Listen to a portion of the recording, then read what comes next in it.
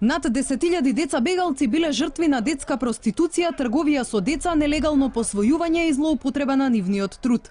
Децата се најранливата популација во вонредни ситуации и тие најчесто се соочуваат со опасности од насилства, искористување, болести и киднапирања.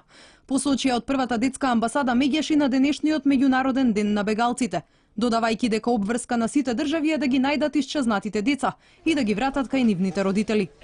Во меѓувреме расте бројот и на деца кои биле принудени на патот кон подобар живот да тргнат без своите родители, а има и такви кои семејствата ги загубиле по пат.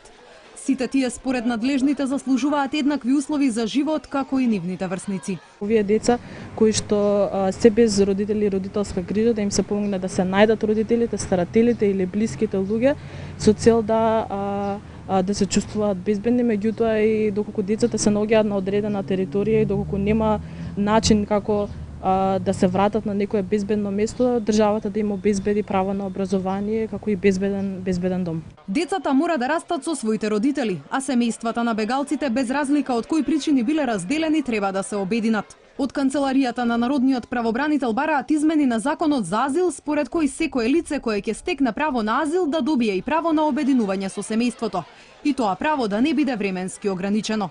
Да може да поминат 3 години од денот кога му се стекнал со овој статус, за да може да добие таков статус, односно таква можност на себејно обединување.